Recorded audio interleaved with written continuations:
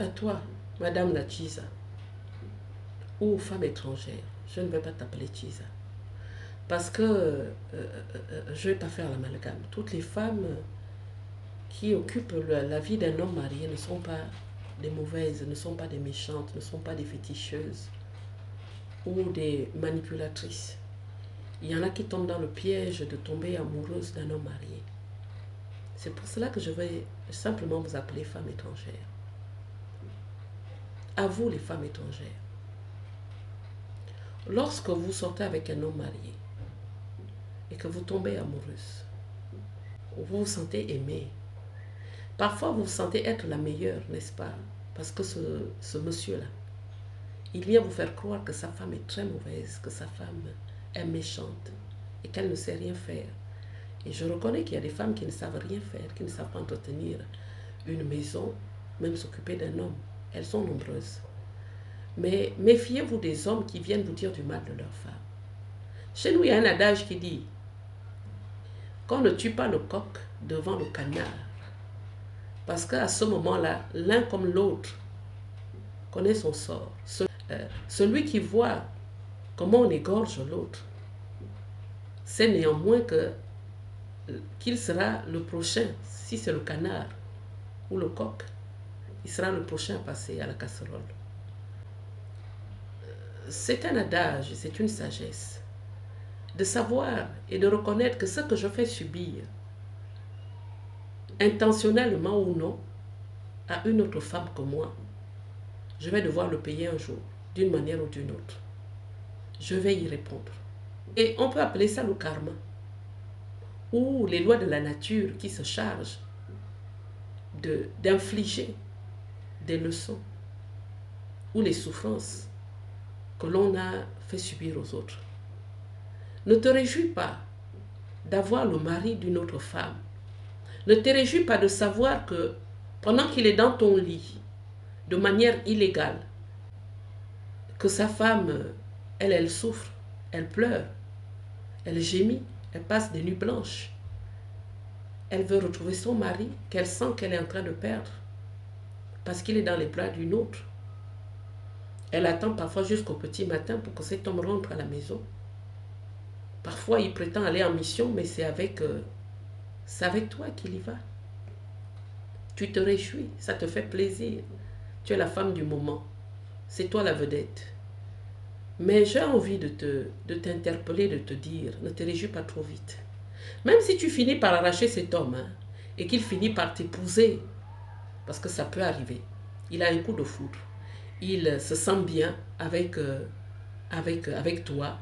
Sa femme, tout à coup, a des défauts. Pourquoi? Pour certains défauts même, c'est parce qu'elle a fait des enfants. Elle a pris des kilos. Elle ne sait pas comment se relever. Elle ne sait pas comment reprendre le contrôle de sa propre vie, de celle de son foyer et même celle de son corps. Donc, elle est parfois dans la confusion, surtout si elle a fait beaucoup d'enfants. Et pour certaines, elles ne sont pas aidées par leur mari à perdre du poids.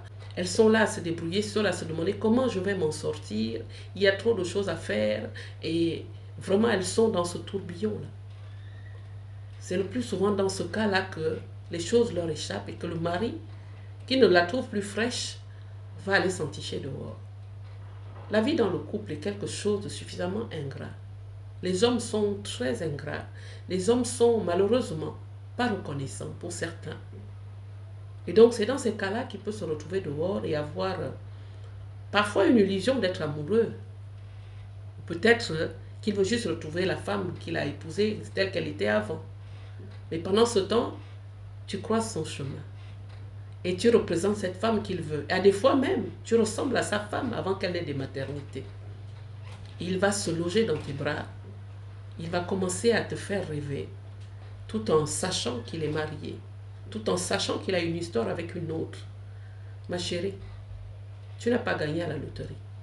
Mais sache que même si cet homme finit par divorcer pour t'épouser, tu seras la prochaine à passer à la guillotine. Parce que qui tue avec l'épée meurt par l'épée. C'est la loi de la nature et c'est la sagesse. La sagesse divine qui veut ça. Donc ne vous réjouissez pas trop vite, vous les femmes étrangères. Quand vous avez un homme qui est marié et qui commence à se sentir trop à l'aise au point de dire du mal de son épouse et de déserter son foyer, c'est un piège. Le pire encore même, c'est de tomber enceinte de cet homme-là, alors qu'il est toujours marié. Je vais vous dire une chose, l'enfant ne retient pas un homme. L'enfant ne peut pas garantir le mariage et la sécurité dans une relation extra-conjugale. L'enfant est vite arrivé. Et tous les enfants qui naissent ne sont pas forcément de la volonté de Dieu. Ah bah écoutez, la nature est telle. Dieu a formé la femme avec des entrailles, avec tout ce qu'il faut pour que, dès qu'elle a des rapports sexuels, si elle fonctionne bien, elle tombe enceinte. Cela ne veut rien dire au fond. Donc ne vous réjouissez pas trop, vous les femmes étrangères qui réussissez à garder le mari ou les maris de celles qui sont vraiment mariées légitimement. Par solidarité, on doit se dire, s'il a fait ça avec celle qu'il a épousée, avec qui il a dû traverser toutes ces épreuves, avec qui il a bâti, s'il peut la laisser du jour au lendemain comme ça, la priver. Il y en a même, il y a des hommes, pendant qu'il est avec une femme étrangère, la femme de la maison n'a plus droit à avoir son salaire. La popote n'est plus assurée. Les enfants sont maltraités, délaissés. Mais en fait, c'est un extrait de film de ce que sera votre vie future avec cet homme. Une fois qu'il aura réussi à quitter sa femme pour être avec vous, la vie est une école. Ne bâtissez pas sur le malheur des autres. Ne construisez pas sur le malheur des autres. C'est une voie de sagesse. Je pense qu'il est plus sage de chercher son propre homme, de prier et d'avoir des principes. Et de dire, je ne sortirai jamais avec un homme marié. Et je ne ferai jamais pleurer une femme comme moi en lui arrachant son mari. Ça, c'est bâtir sur un fondement solide. Et le Dieu qui est juste et bon vous enverra le vôtre. Votre mari tout à vous. Sans que vous ayez à être celle par qui le scandale est arrivé. Celle qui a tué une famille. Celle qui a vu des enfants perdre leur père. Celle qui a arraché un père à l'amour de ses enfants. Un époux à l'amour de sa femme. C'est mal commencer sa vie. C'est comme bâtir sur du sable. Et on ne vieillit pas bien avec tout ça. À bon entendeur.